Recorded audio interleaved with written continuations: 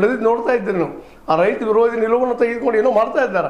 ಇವುಗಳಿಂದಾಗೆ ಇವರಿಂದ ನಮ್ಗೆ ಲಾಭ ಆಗೋದು ಬಂದಿದ್ರೆ ಇವತ್ತು ನಾಳೆ ಅವರು ಹೆಚ್ಚು ಲಾಭ ಕೊಡ್ತೀನಿ ಅಂದ್ರೆ ಎಸ್ ಅಂತಾರೆ. ಅಂದ್ರೆ ಕಾರ್ಪೊರೇಟ್ಗಳನ್ನು ಉಳಿಸ್ಕೊಂಡು ಹೋಗುವಲ್ಲೇ ಇದು ನಮ್ಮ ರಾಹುಲ್ ಗಾಂಧಿ ಅವ್ರಿಗೂ ಸಾಧ್ಯ ಇಲ್ಲ.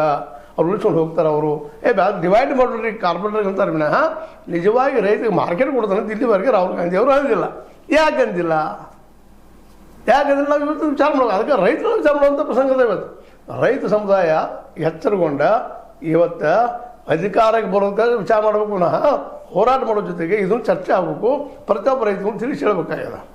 ಅಂದಾಗ ಎಲ್ಲರಿಗೂ ಉದ್ಯೋಗ ಸೃಷ್ಟಿ ಮಾಡುವಂಥದ್ದು, ಎಲ್ಲರೂ ಶಿಕ್ಷಣ ಕೊಡುವಂಥದ್ದು ವ್ಯವಸ್ಥೆ ಬರ್ಬೋದು ನಾವು. ಅದನ್ನು ಮಾಡುವಂಥ ಕೆಲಸವನ್ನು ಇವತ್ತಿನ ರೈತ ನಾಯಕರು ತಮ್ಮ ಜವಾಬ್ದಾರಿಯನ್ನು ತೆಗೆದುಕೊಂಡ ತಮ್ಮ ಪರ ಇದ್ದಂಥ ಒಳ್ಳೆಯ ವಿಚಾರಗಳು ಹೇಳುವಂಥ ಸಮಾಜವಾದಿಗಳಿರ್ಬೋದು, ಅದು ದಲಿತ ಸಂಘರ್ಷ ಸಮಿತಿಯಿಂದ ಬಂದವರು ಇರ್ಬೋದು, ಅದು ಹಿಂದುಳಿದವರು ಯಾರು ಇರ್ಬೋದು, ಜಾತಿ ಧರ್ಮಗಳನ್ನ ನೋಡಲಾರ್ದು ಅನೇಕ ಸಲ ನಾವು ಶಶಿಕಾಂತ್ ಗುರೂಜಿ ಅವ್ರ ಮೂಲಕ ನಾವು ಕೇಳಿದ್ವಿ ಭಾಷಣದ.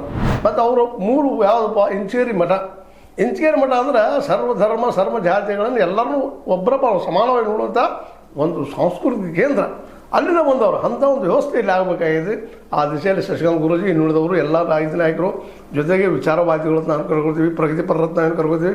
ಇವರೆಲ್ಲ ಚರ್ಚೆ ಮಾಡಿಕೊಂಡು ಎಲ್ಲರನ್ನೂ ವಿಶ್ವಾಸ ತೆಗೆದುಕೊಂಡು ಅಧಿಕಾರ ಹಿಡಿಯುವಂಥ ಹೊಸ ಪಕ್ಷಗಳು ಯಾಕೆ ಕೊಟ್ಟು ಹಾಕಬಾರ್ದು ಅಂತೇಳಿ ರೈತ ಸಂಘ ಹೊಸ ಪಕ್ಷ ದುಡ್ಡು ಹಾಕಿರಿ. ಈಗ ಸೋತಿರ್ಬೋದು ನಮ್ಮ ಇವರು ಪ್ರೊಫೆಸರ್ ನಂಜುಂಡ ಸ್ವಾಮಿಗಳು, ನಮ್ಮ ಬಾಬಾಗಳ ಪಾಟೀಲರು, ರುದ್ರಪ್ಪನವರು, ಇನ್ನುದವ್ರು ಸೋತಿರ್ಬೋದು. ಅವ್ರು ಸೋತಲ್ಲಿ ನಾವು ಗೆಲ್ಲಬಾರ್ದೇನಿಲ್ಲ ನಮ್ಮ ಭವಿಷ್ಯದೊಳಗೆ.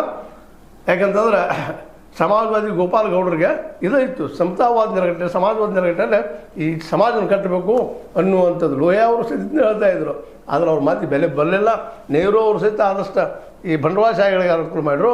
ನಂತರ ಬಂದ ಮನಮೋಹನ್ ಸಿಂಗ್ರಂತೆ ಪೂರ್ತಿ ಕಾರ್ಪೊರೇಟ್ಗೆ ಹೋಗಿ ಇಡೀ ವ್ಯವಸ್ಥೆ ಕೊಟ್ಟುಬಿಟ್ರು. ಮೋದಿಯವರು ಬಂದು ಅದನ್ನು ಪೂರ್ತಿ ಎಬ್ಬಿಸಿಬಿಟ್ರು.